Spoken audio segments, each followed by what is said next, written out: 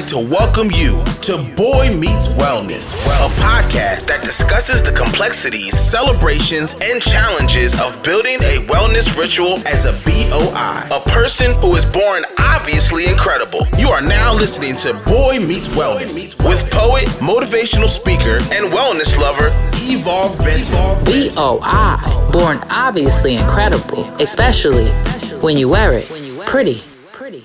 What's good, BOI Meets Wellness listeners? Hello, how are y'all doing today?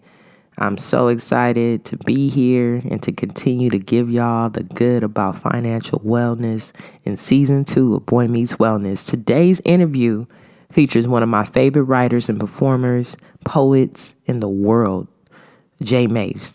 I met J Mase over a decade ago at a queer poetry event in Riverside, California. We both were performing and sharing our work. Shouts out to UC Riverside and the LGBT Resource Center staff, Nancy, Toy, Megan, and anyone else over there doing amazing queer work. I've been following J Mase for a while, and I've always appreciated his creative energy, his ability to speak volumes of truth into his work, but also the hustle that he has to exhibit as a full-time artist. This week's wellness tip is actually a writing prompt. So many of you may know this or not, but my day job is in higher education and I work for the UCSF School of Medicine. And a few weeks ago, I held space with some of my Black medical students, and the writing prompt that I gave them is to write a ritual or a spell to clear the generational curses in your family. I know one of my generational curses in my family is the lack of financial literacy and also wanting but not obtaining property. My grandma and my mama wanted their own big old houses. So that is what I plan on writing in my spell and in my curse, to get away this lack of abundance that we were calling in, but also this want and this need to obtain my own piece of property. I feel like I'm playing Monopoly, right? Like I'm trying to get over in the Boardwalk, Park Avenue section, get me a big house on the hill. Sometimes keeping a journal and writing spells to clear out the bad is a way to shift our proximity to abundance. Sometimes we have to write it, speak it in our bodies, and actually believe it before it manifests. I actually have a few journals that I really enjoy writing in, and will include those in the show notes as well, so you can check those out and also put those on our resource page. I'm really particular about the journals I write in. I was actually cleaning up some of my journals yesterday, and my partner was like, "You got like 25 journals. You need to stick to one." So I bet you all writers got like a million things that they write in, but it keeps us motivated, it keeps us going. If you really like what you're hearing from myself and the BOI Meets Wellness team, please head over to iTunes, subscribe, and let us know by leaving us a review what we're doing well. We really would appreciate it. If you don't have Apple Podcasts or iTunes, that's cool. We got you. We got Spotify, Google Music, YouTube, or even on iHeartRadio. We're pretty much everywhere that you can find podcasts. So check us out. We're trying to make this as accessible as possible. Subscribe, share with your friends and family. And also, if you have any questions or want to come on the show as a guest, don't forget to shoot us an email at boimeetswellness@gmail.com. Thank you so much for listening. And now let's jump into this interview with my boy, J Mase. So hey everyone, thank you so much for having me. Like you said, I'm a poet, I'm an educator, I'd like to also imagine a theologian, and I am the founder of awQward Talents. And what brings me joy? I think being able to create a life in which I get to surround myself with other Black and brown trans people. That is beautiful. So what has that journey been like? Because I remember when I first heard about awQward Talent, and I mean, I love it. I just love the concept of us like reclaiming our artistic, talents and really showing folks like how to get gigs, but also like how to express themselves in a unified way. Like when I go on that page, I often go on that page when I'm trying to send people links of like potential speakers or potential folks that I think that are just amazing. So what made you come up with like that idea, and how has been the process? What have been some of the like celebrations and challenges, and maybe even tell the audiences like what it is exactly. What is awQward Talent? Yeah, so awQward is an organization that seeks to uplift the work of trans and queer artists of color in particular. And so that means that a lot of my work is supporting other speakers, poets, musicians of different kinds, comedians, that come from community and supporting their tours, helping to create tours, getting them gigs, and just really also trying to provide knowledge about sustainable practice as an artist, right? So what does it mean to be able to live fully off of your work and your art? For me, that journey started, I started awQward. We're, I guess, coming up this school year, I think will be our 6th year. We'll be starting our 6th year sort of in existence.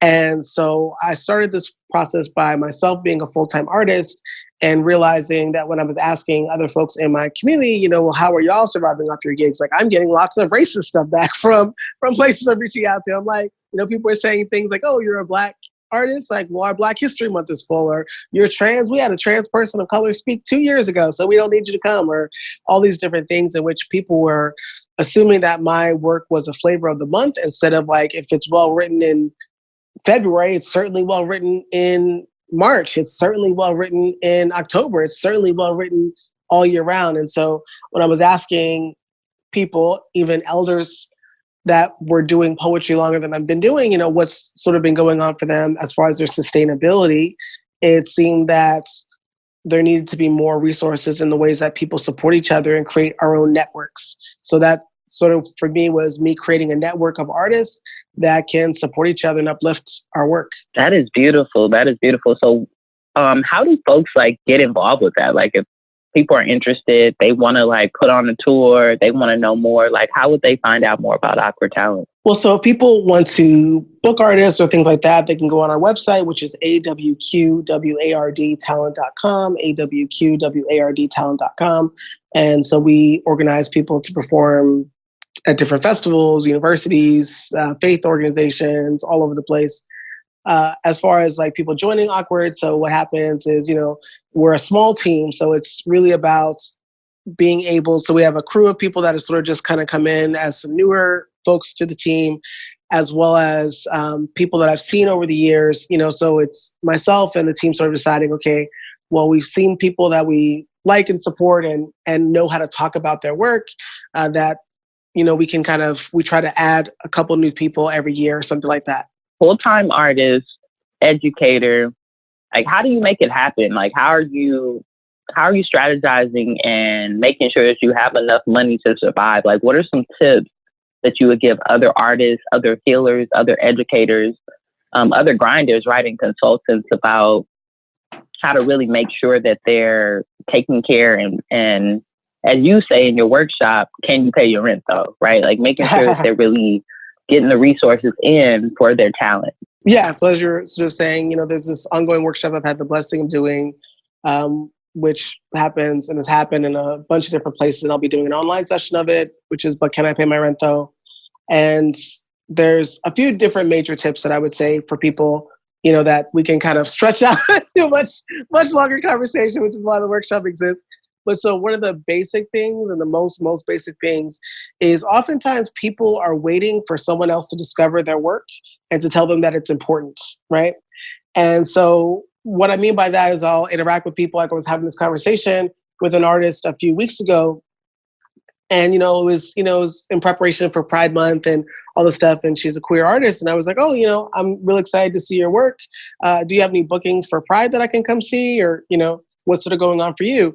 And so the way she looked at me, she said, well, nobody's asked me to perform, so I don't have any gigs. And she was very angry about not having gigs. And I said, oh, well, I'm sorry that you don't have anything lined up. Are there places that you've asked and they've just declined you, or like what sort of? I said, oh, well, people just usually ask, right? And so I think a lot of people, when I ask them, well, how are you getting gigs? They're like, well, it's by word of mouth. That's cool, in a world of if you only want one gig a year or a handful of gigs a year, you will not be able to make a full-time living if you are constantly just waiting for word of mouth, right? Because even word of mouth is in cycles, right? And so having a regular ongoing process in which you're doing outreach and understanding that as wonderful and talented as you are, there are 8 billion people on this planet. And so you have to imagine that there's also a lot of other brilliant and talented people that also deserve a living wage. So I think definitely having an ongoing process for outreach, definitely putting yourself in positions where you are pricing yourself fairly, right? And honestly, I think a lot of times people get used to being underpaid. And so they get used to going to organizations that have millions and millions of dollars and allowing those people to also underpay them instead of thinking about how their work is tied to a legacy of other people and current people that also need us to be talking about fair wages. But those are just the top two things that to me, I think shift the ways that people typically are able to see themselves living full time. That is so real. I mean, I'm still, as an artist, as a consultant, really, really still struggling with that. Recently, I got an offer to do a panel, right, for LGBT, I guess, Pride Month. They wanted to do more of a trans-focused panel. And I thought, number one, the communication was way off because I thought they wanted me to sit on a panel. Turned out when I got there, they wanted me to lead the panel. This was a whole mess. But I definitely underpriced myself because I didn't know, like, the company is a tech company. I couldn't really find information. So I think I asked them for like $600 or something that I feel like is way below me. And then they came back and they were like, oh, well, we have $1,500, so we'll give that to you. And it was just really a moment for me where I was like, yo, you need to you need to respect your value. You know what I mean? Like, because it was definitely way more than, it was worth $1,500. Like the work that I had to put in, I had to get there, I had to take off work, right? Like, it was definitely up there. But I think that there's something about this imposter syndrome. And I think it happens with a lot of folks. So I think it's very unique for us queer and trans people of color. And I don't know if you struggle with that or if that's something that you have worked with your clients around, but is there anything you could speak to on like, just kind of like pushing past that threshold? Because I think that was something that kind of pushed me. Like once they pushed me, I was like, oh, well, now that I've sat on this and done a panel for this amount, I can charge for that amount. That's almost the value that I look at it as. Is like, okay, now that I've been paid that, I can ask for that. But I know that it's deeper than that, right? So is there any tools or anything that you can provide for folks on pushing past imposter syndrome and that doubt around asking for your work? So number one, I think it's really amazing that they actually went to you and said like, oh, actually, we have more than that, because most places will not do that for you, right? It was so powerful. That was the universe. That was like the money man from above. What most organizations would be like, oh, you asked for like 200, like we'll give you 200, knowing that they paid other people 10,000. Do you know what I mean? And so number one, I think the thing that you said about, oh, I don't typically do, I didn't get to really do research because, there wasn't a lot of information online and all that kind of stuff. So in those instances, what I would just also say for folks is I tell people what my rates are for organizations over $1 million, if I don't know. And so I'll give an example of like, oh, if your organization makes, like I had a hard time finding, what pricing looked like. I typically do my pricing scale off of the size of the institution that's asking. And so this is what my fee is for organizations over $1 million. This is my fee is for organizations under $500,000. Does that make sense for you? Yeah, that's very helpful. Yeah. So because even for some places, $600 might actually be fine based off of what the organization is, how much they're actually willing to pay, and what their yearly budget, and annual budget is. In terms of imposter syndrome, one of the few work forms that is accessible to people from targeted communities on an ongoing basis. Like lots of people go to school for art, but does every great artist that you've ever heard of, did they go to school for art? No, a lot of people that you love and that have inspired you, a song that you may have heard, a painting that moved you, a piece of clothing that kind of got you out of bed, or whatever it is, whatever kind of art piece we're talking about, right? There's all kinds of art forms in which we can do that we don't necessarily have to be trained by universities or trained by certain schools, that we are trained by community, we're trained by practice, we're trained by legacy, right? And so what I tell people is do not worry if the piece that is sort of stopping you about asking for what your proper fee is from institutions that got their wealth doing really nasty things to your community, right? If the problem is you're worried about whether or not your art is good enough, ask yourself if you would tell another person if they have a right to live comfortably and safely, right? Like if you would see another person in your community and you would tell that person that they deserve to have their lights come on and off at will, that they have a right to safe housing, that they have a right to food, not just food, but food that they would like to eat, that is healthy and good for them, right? All those different things. then you have a duty to yourself too, right? So in that space, because like, let's say you do underprice yourself, other people will use your name to tell them why they're going to also underpay that other person too.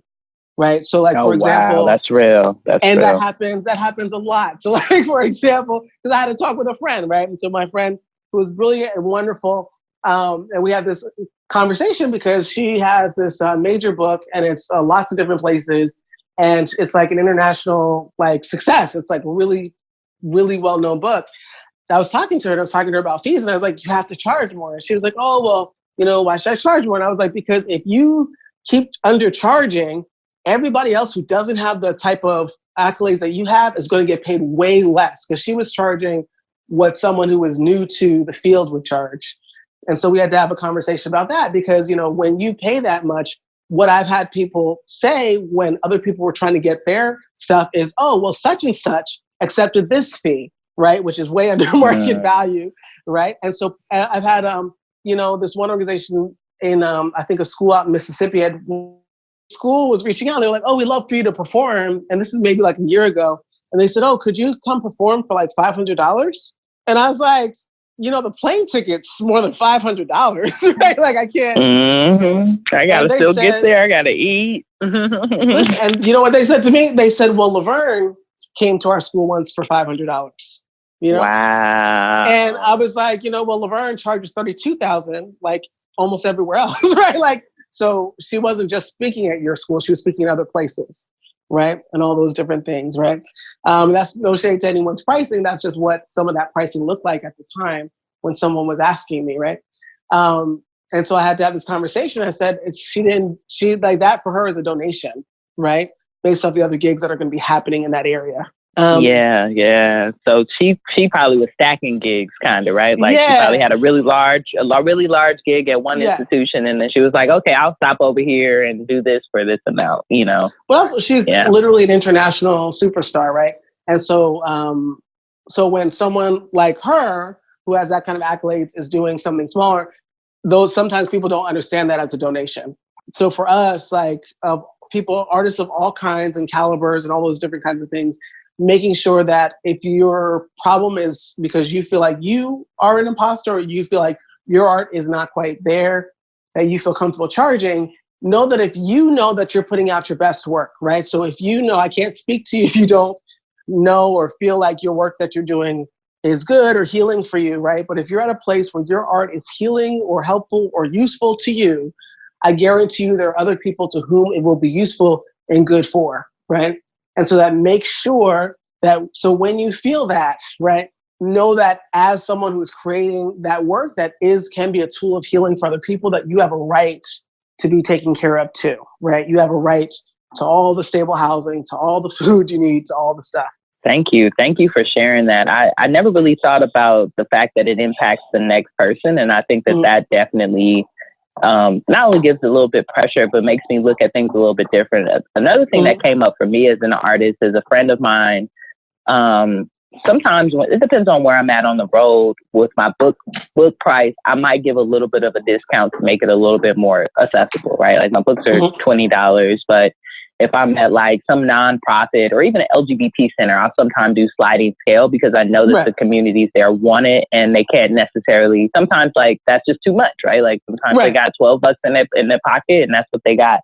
And I'd rather do that than to say donation based, right? Like you can give me $1. You can I give them a standard, like, okay, sliding scale, but the lowest I can go is 12. And a friend of mine, we were kind of like on not a mini tour, but we were doing some performances together in the city. And they were like, man, you need to get on this donation side of things. And I always ask for donations and I bet you I get more money than you. And I was just like, I just don't feel comfortable with that, right? And I think there's something also about like us pushing each other to be in each other's zones around that, right? Like if you want to do donation for your work or if you want to do it for free, then that's fine.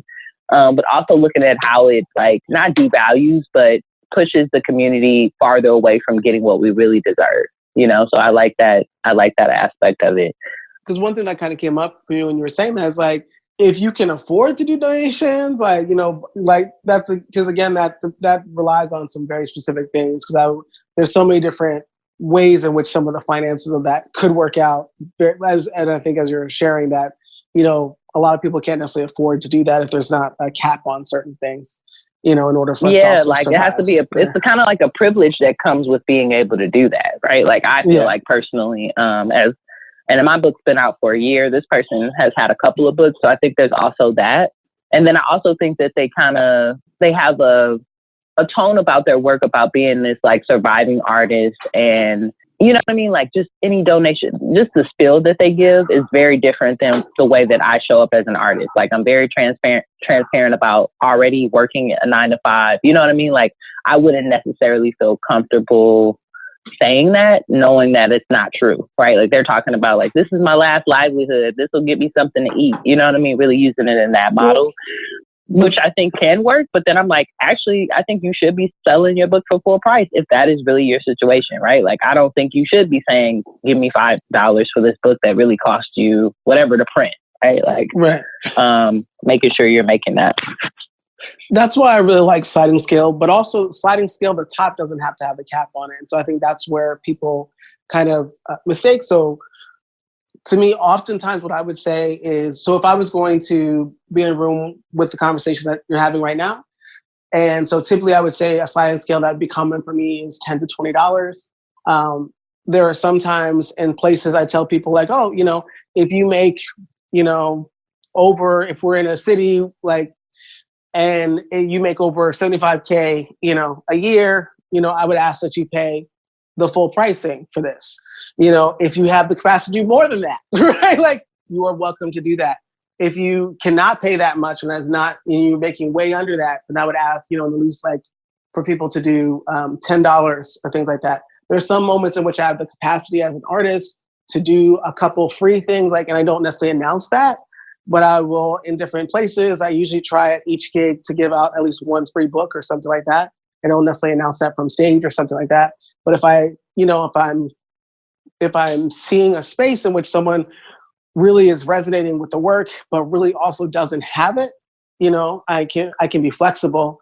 But I think also allowing people to show up that have that higher cap and holding those people accountable to say like, oh no, you have the opportunity, right, to make up for the funds, right, that you have that many communities don't have access to.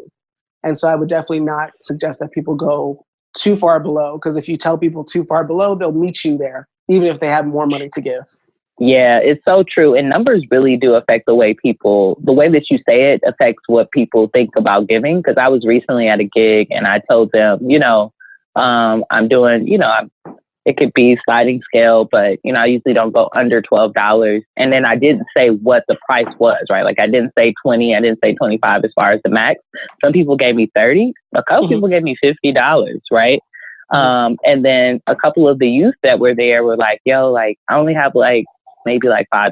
And I was like, that's fine, cool, I'll sign it for you. But I already knew that those other folks, right, had made up for that in a very big way. So I think like sometimes when you don't give people a cap, they'll base it off of like, okay, well, shoot, I looked this up for 20, but I'm going to give you $50 because I really enjoyed it and I want to help out, right? So there's so many interesting ways about it. So as far as, let's jump into book writing, right? Like, 'cause I think that's what we're talking about now in product, right? Like what I really have been enjoying and seeing from you is like, yeah, you dropped a book, but then you also have like some pillows, you have some mugs. Like, what is the importance of merchandise and beyond, that passive income when it comes to an artist beyond just the stage time and this gigs? Like, how is that played into your financing structure?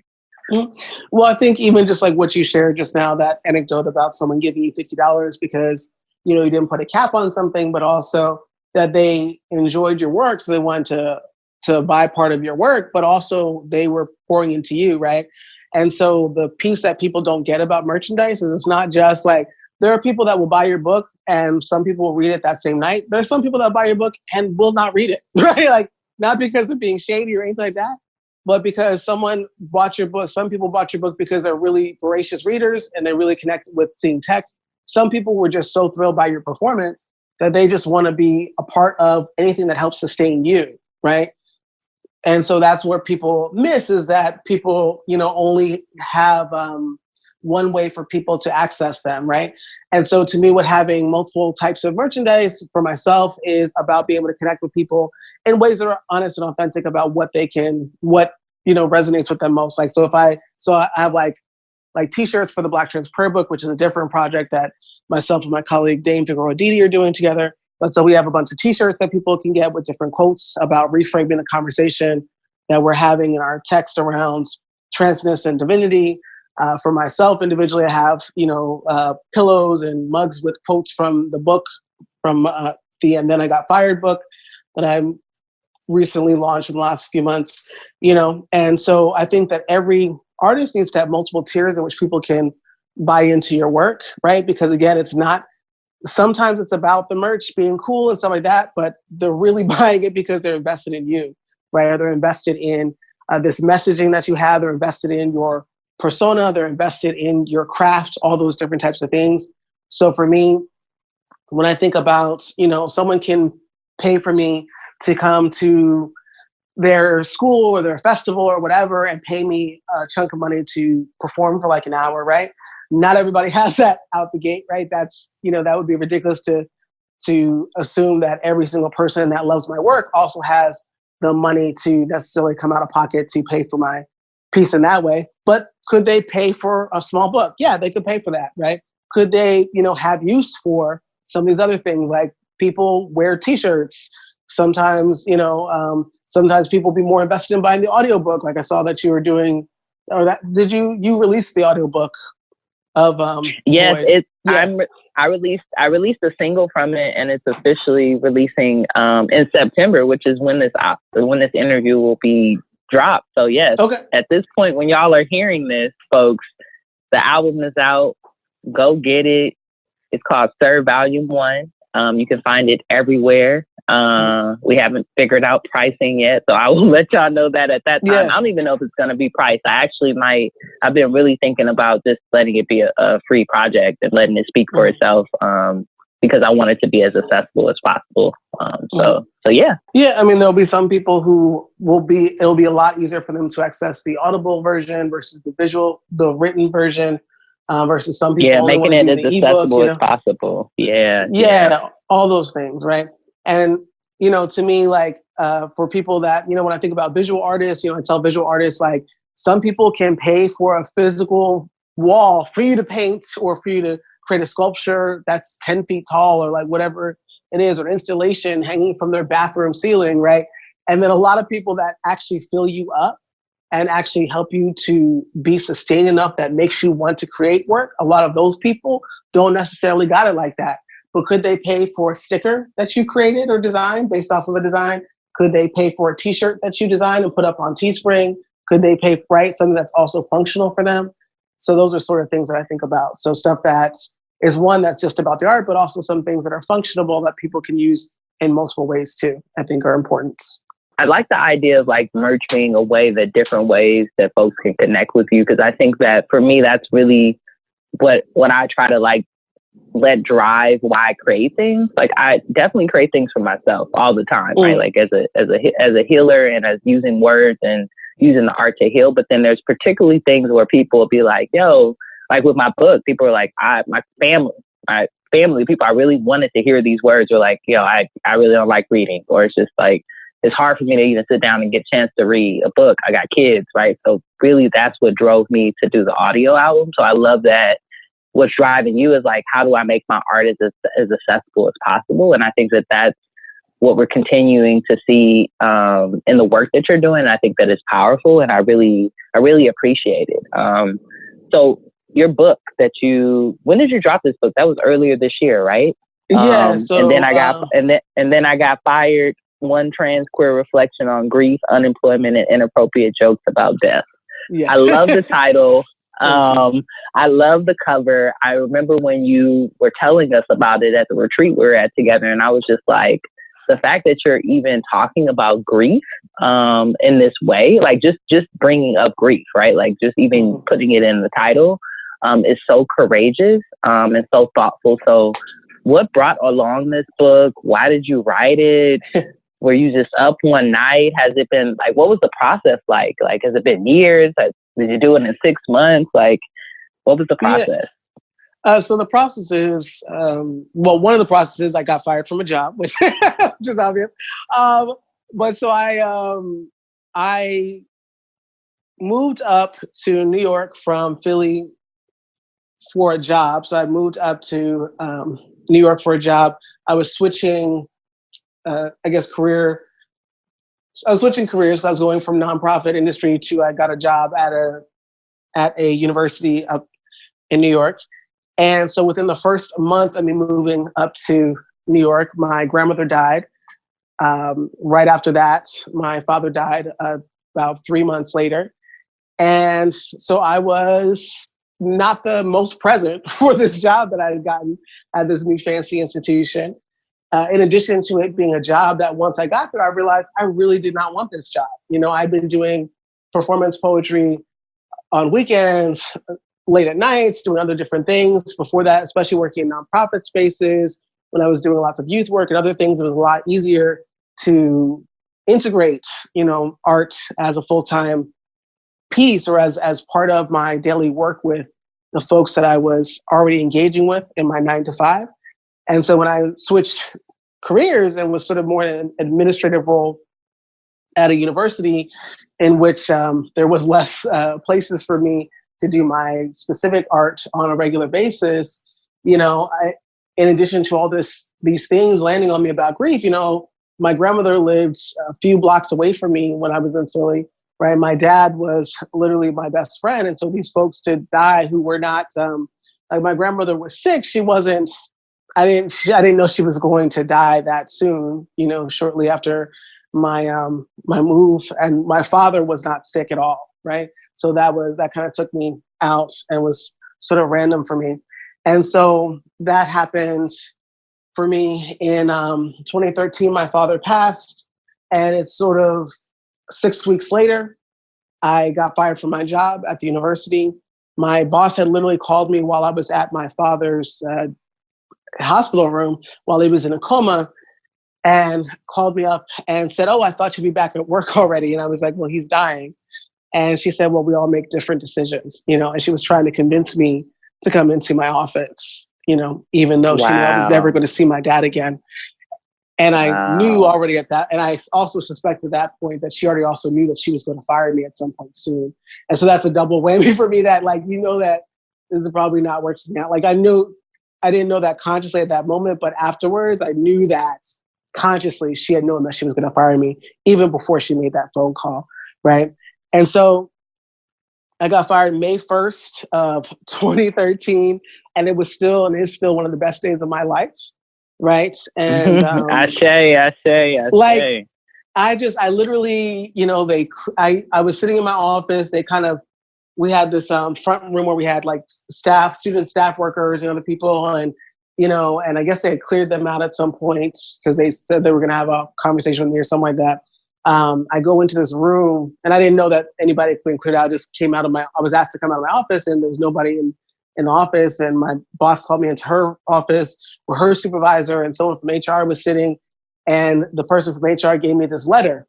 And, you know, I'm reading this letter and I'm like, oh, I'm finished working here. Like, I'm not working here anymore. They're like, yeah, like, and I was like, and this is today. Like, so I don't have to come back. And they were like, yeah. And I literally hugged everybody in the room. And I said, thank you. And I packed my stuff and I left. And I texted my friends and I said, y'all, it's 72 degrees in New York. I'm going to be at the bar. I'll see y'all at happy hour, you know? It's a smooth day, you know? Wow. So I knew that was the right decision. And I was so excited. I felt this huge weight because I was just like, I fucking hate this job, right? I hate what I'm doing and I hate where I am and I can't do the work that I'm doing in addition to being antagonized all the time. And so this book for me literally took me 6 years to write because it was about talking about the basket case I was when I was dealing with grief, right? And the ways that people attempt to, quote unquote, comfort you during grief. It is usually about them more than it is about you. It's about them being uncomfortable with your sadness. And so in the book itself, there's different poems that I've written over the years. It's a very short book. It's 84 pages. Some of it's also places for people to write in their own sort of grief tool stuff, right? So it's an interactive book. There's some random blessings to trans people throughout it, that appear on a few of the pages, as well as some different tools for all people dealing with grief. And so it's for me, it kind of works the way my brain does, in that it's sort of like going through a little workshop. There's even some tools, like when I talk about getting fired from my job, there's a little worksheet for people who are artists looking to be full-time. So it kind of has the full experience of what was it like in my brain when I was getting fired from a job at that point. Wow. I did not know the history of this book, and I'm so excited that I have it. Man, thank you so much. I the top of this year, my grandmother passed away, and then the same week, my stepmother passed away. And I was going into a new job. Isn't this wild?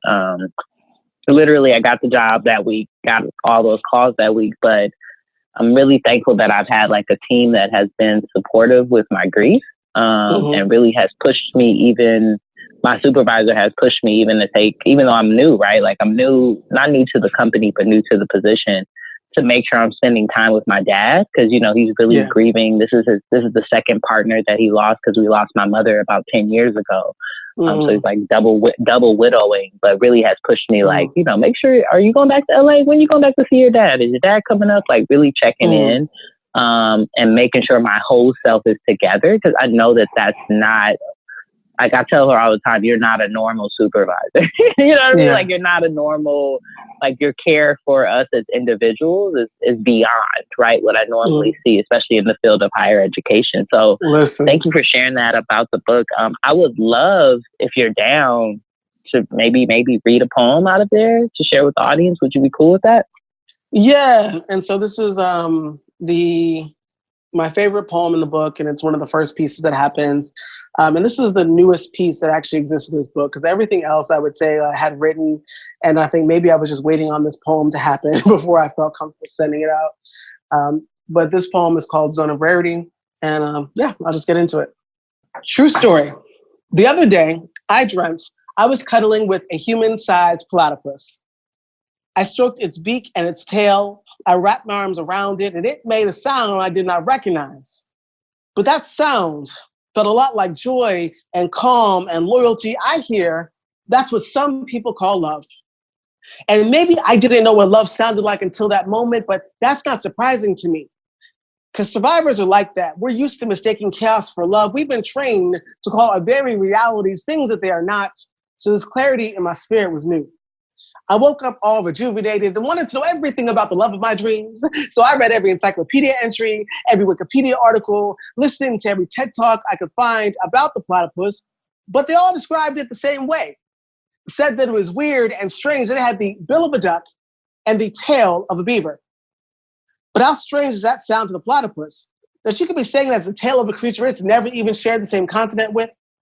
It's like if it has the bill of a platypus and the tail of a platypus and poison spurs in its feet like a platypus, it is probably not a duck. It's like calling it a thing it is not. It's like when colonizers that called themselves scientists landed on what was once a black continent we now call Australia. When they first saw the platypus, they thought it was a joke, that someone was playing a trick. They thought someone actually wasted their day gluing bills onto the faces of rats. So they tried to remove the bill from the face of the platypus and subsequently killed a lot of platypuses that way, trying to uncover the joke.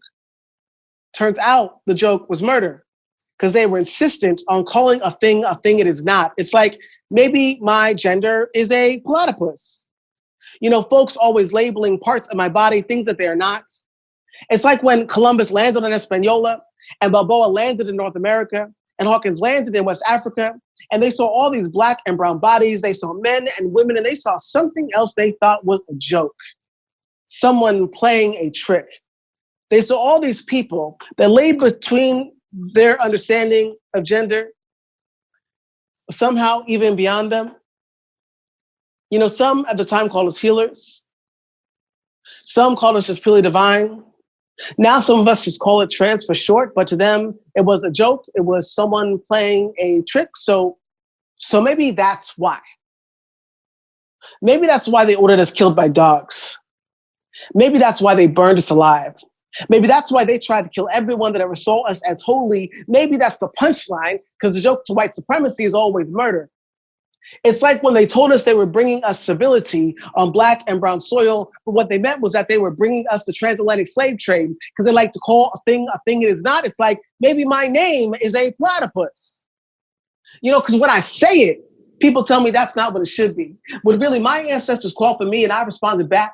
And they told me there was nothing Blacker than me calling my own name into existence. But to you, maybe it's a joke.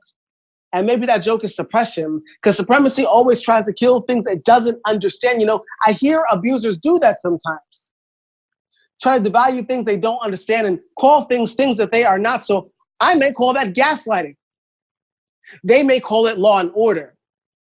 They may call it civility. They may call it a joke or a trick on them, a trick on their science, a trick on their power, a trick on their biology, a trick on their legal system, a trick on their supremacy, a trick on their superiority, a trick on their religiosity.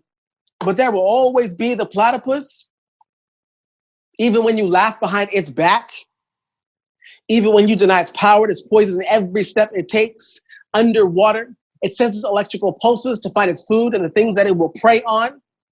It reminds me of myself and the ways that I sense bullshit and decide what kinds of energy I will or will not feed on. Even when you think I am a joke, that my body is weird and strange. Even when you call me a thing I am not. Maybe I'm not a platypus. Maybe I'm just defiant with venom in my walk. Maybe it's just my familiar. Maybe I'm just familiar with the ways white supremacy works. Maybe my familiar teaches me to always call a thing exactly what it is, and I call you. Ooh-wee. J Mase, man. Every time I hear you speak, it literally heals me. Like, you speak of parts of me that are afraid of the world, you know, that are afraid and inherently, just afraid and scared of the world. So thank you. I've been feeling this way since I met you, but I feel, and I know that sometimes we're hesitant, and I like that you called folks divine in there, right? Like we in the world, we've been medicine, like, and I think people forget that.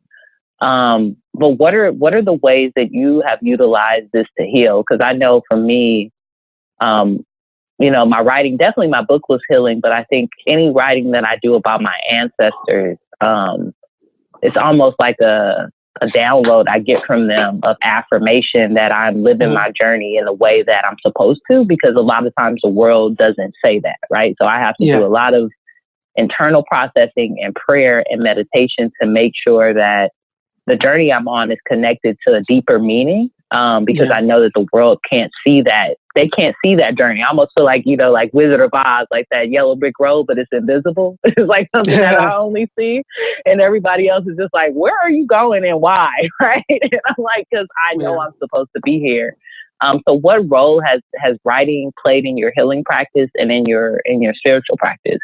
I mean, I think writing allows me to tell the truth about the world and what's happening, right?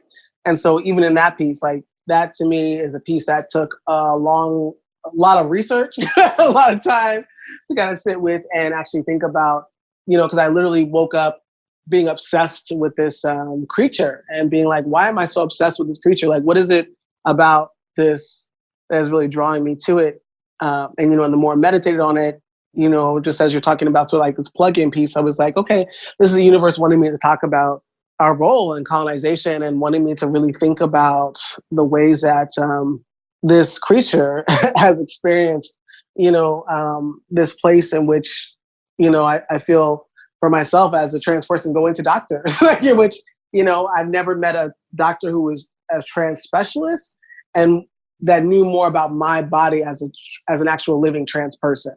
Like, I've met a couple trans doctors and one that I've actually gotten to interact with, as a care provider, but largely that even, as trans people, we engage with people who are experts on us that are cis people and know nothing, and so for me, writing allows me to communicate a history to people that, I often experience as the educator part of me that does a lot of trainings and workshops with people and sits with people in all kinds of places. I get so many people that are way too forgiving of themselves for violence that they're still doing. right? And I mean that in the sense of I'll experience people who say, oh, well, you know, like transness, you know, we just didn't, you know, it's so new. I've never experienced it, you know, as I'm too old to, you know, be talking about this and having to explain to people. It's like, if you feel like they didn't talk about transness when you were a kid or at your age, it's because a lot of the people that are your age and that are trans didn't get to live this long, right? It's not that trans people didn't exist. And so I love doing things that allows me to connect with the history of us, especially as Black and brown trans people.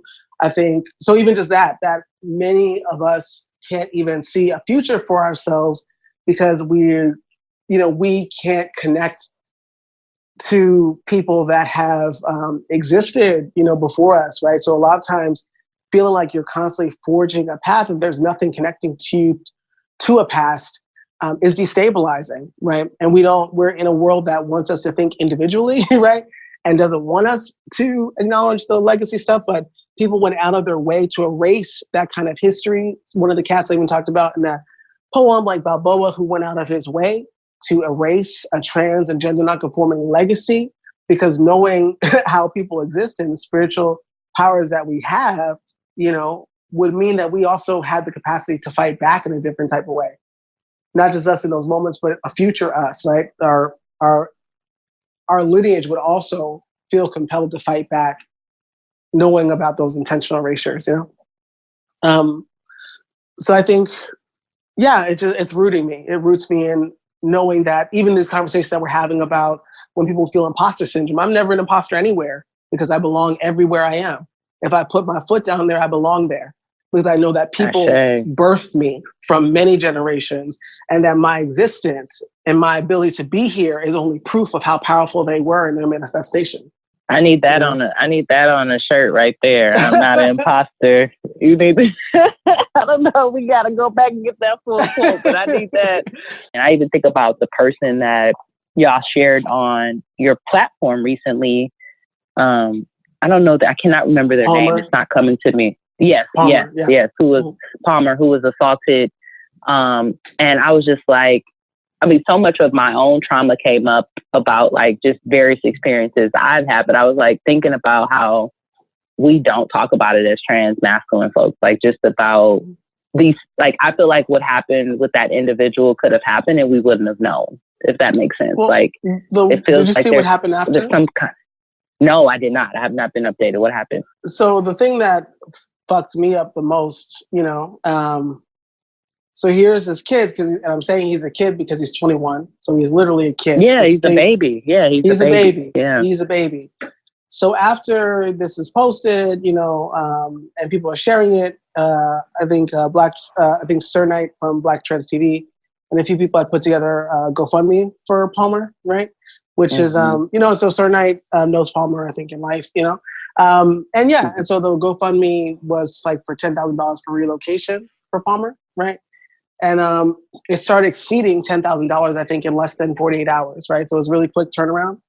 And so Palmer, who was like coming out of the hospital, was like, oh my goodness, like, thank y'all so much. Like, because also anyone that knows that you're contributing past the amount that was desired, right? That you're contributing to whatever else that person needs, right? Like, or just that they're healing or whatever, right? So you're just contributing to the person, right? And their autonomy, right? And so he said, he's like, you know, if y'all keep donating like this, like y'all gonna end up paying for my top surgery too, right? Which was you know, he was just very touched that people were still donating, you know? And so from there was a few other trans mass people even, and specifically that said like, oh, well, I don't think that he was raped, you know? And went on a tirade against this child, right? To the point that I saw Tea Time even, like Tea Time Network, like posted something and was like, oh, like some trans mass people are saying that they don't think that he was raped. Like, what do y'all think? Posing it as a fucking question. Like, what the fuck is wrong with y'all? Like, what the fuck is actually wrong with y'all? Right? And goodness. So initially, like, I don't know what his following was like before all this happened, but his following went up by like at least 15,000 people, like in the course of 48 hours of people knowing about this assault that happened to him, right? And so it's like, so he's getting a lot more attention than he's typically used to getting, right? And people are, you know, some people were like just trolling him, you know? And so it's just like, this kid got assaulted, in a very and like just, all, got drugs, got, all the stuff, and finding out all the stuff about the person that, had assaulted him and is having to deal with that, having to deal, and it's just, so that stuff, like the ways in which as masculine-centered people,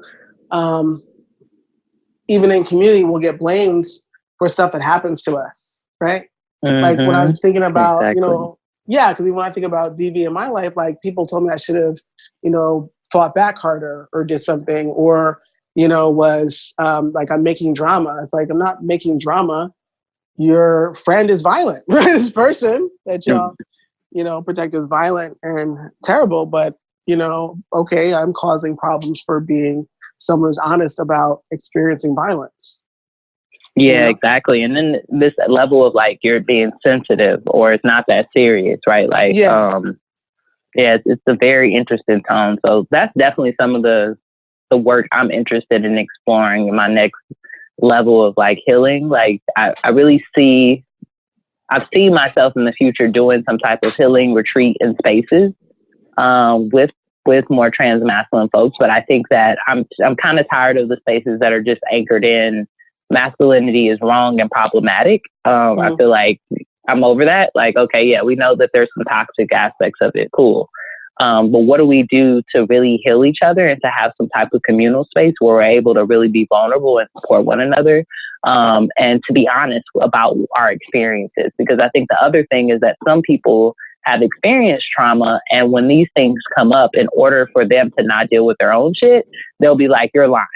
You're not telling the truth, right? Because they don't want to sit in their own mess of the experiences that they've had, or acknowledge that those experiences were real. So then they're like, nah, if yours was real, then that makes mine's real. So none of it could be real, right? Like, no. Like, not at all. Exactly. And because it's like, if, and for so many people that, even when I think about people who, for people who've also been, I think, transitioning socially and medically for a long time, that for some folks, like part of their transition was to come out of some of the, that part of their physical transition, that largely, of course, it's about gender. And for some, part of it is also about them trying to cast off the places in which they were victimized, right? And not coming to terms with some of that, right? And so like if I, so for them coming into masculinity in a certain type of cis-normative way is about them saying that they're making a choice not to be victimized, right? And so that it's not possible for men to be victimized. It's not possible for masculine people to be victimized, right? Because that's part of why I was doing this. Do you know what I mean? Yeah. So I hear that a lot in ways people are talking. It's like, T doesn't do that much. It doesn't do that. Okay, like I know, right? It's not erasing that whole thing. Oh goodness. Okay, well, I don't want to take up too much of your time, so I want to get into the last part of the show. We are back recording now. I might grab a few pieces from here. But the last part of the show, and before we jump into it, I would love for you to just let our audience know how they can contact you if they want to bring you to the audience, if they want to bring you to campus, if they want to bring you to their organization, if they want to bring you on Ellen, right? We don't know who's going to be hearing this. Listen. I'm trying to manifest, I'm always trying to manifest the greatness, right? Like, because if you're seen, and you're doing the work, then that creates a path for not only me, but the folks behind me. And I know that you value our community enough where you're going to do that you're going to represent, right? You're going to represent well. So what are ways folks can get connected to you? And then we'll jump into our next segment, which is called Boy Talk and Hop. Oh, well, I was going to say, I don't know if Ellen would be listening, but I would love if Red Table listening. They can reach me at, so if the Red Table wants to reach me, they can reach me at www.J, the letter J, M as in Mary, A as in Apple, S as in Sam, E as in Eagle, I.com. So it should read Jmase the third.com. Or you can follow me on Instagram at the letter J, letter M, A, SEIII. And I try to be as active as possible on the Insta. And you can also purchase my book and find out about some of the, particularly the Black Trans Prayer book, that larger project I'm doing with Dane Figueroa Didi on, the reclamation of Black trans divinity, which will be out in January. You can find out more about that as we're posting on Instagram and on my site. Dope. I would love to see you on the red table with Jada. That would be amazing. Listen, like, I'm just saying. Willow, if we're speaking things into existence, I ain't never heard Ellen use the word white supremacy, but I do think we could at least somewhat get there on the red table. So I'd be excited to check them out on the red table. Okay. Nice. Okay, so this last segment is just a little bit of fun, just to kind of see where your mind is. I'm going to ask you some fill in the blank questions. So an example would be like, I love to watch, right? And I'm usually like, I love to watch cartoons. Like, it's really like my go-to when after I've had a hard day at work. Either that or Martin, you know what I mean? Even though he's a little bit problematic, I know that now. The 90s didn't know how problematic. You said Martin. Yeah, okay. Some of the stuff is just so chauvinistic and, but it's funny to me, right? Like, it brings me joy. So for you, I want to jump into that. So anything that happens for the fill in the blank, just fill it in. If you want to give us a little more detail, that's cool. And this is called Boy Talk and Hop. So my favorite food is... Cape Coast pineapples. I never heard of that. That sounds bomb. What you like about it? They're like a white pineapple. In West Africa. It's like they're just sweet and amazing and the most amazing pineapples I think of. It's the most amazing fruit I think I've ever had in my life. Wow. Now I got to go to South Africa. Thank you for that. So more money, more... In a capitalist society, it unfortunately leads to more individual safety. But I think the more that we can leave away from a money system and be more about cooperative economics and sustainability in whatever the way that looks like, I think that is... collective support and collective safety. Nice. If I could spend a day with anyone, it would be blank and we would do blank. If I could spend a day with my dad, I would love to actually show him this beach and stuff out here. So moving to the West Coast, like I would have loved to have my dad hang out with where I'm living out right now. Wellness is, whatever it is that allows you to feel whole. I like that. I love to watch. I am obsessed right now with this show called Barry, which is terrible, and How to Get Away with Murder, as well as American Horror Story. So I'm glad that Angelica Ross is jumping onto that. The book I'm currently reading is? I'm currently reading a book called Otherwise Christian. So it's a book by a colleague of mine and friend of mine named Chris Page. And it's on, it's a wonderful nerdy theology text for those interested in trans theologies. Nice. And last but never least, J Mase is? J Mase is habitually tired, but always inspired. You just keep the rhymes coming, J Mase. You just keep them coming. Can we get that on a mug as well? Because I need that. That's for the coffee drinkers right there in the morning, right? I'm like, I've been tired on the regular, but I'm excited about my life, And so I think, I want more people especially Black and brown trans people to be excited about the lives that they're living. I affirm that. And I hope that is an affirmation that we're speaking that will, sit here and beyond us, right? I'm really thankful for you and for this interview and for you, spending the time with our community and for the people that this will touch. Thank you for being here. Thank you for thriving. Thank you for moving us past just accepting what people want to give us, but really demanding what we deserve. I really appreciate you. My name is J Mase III, and I'm born obviously incredible. Thanks for listening to Boy Meets Wellness. Stay connected on and off the show by following us online at Boy Meets Wellness. That's boy with an I. Until next time, go be incredible.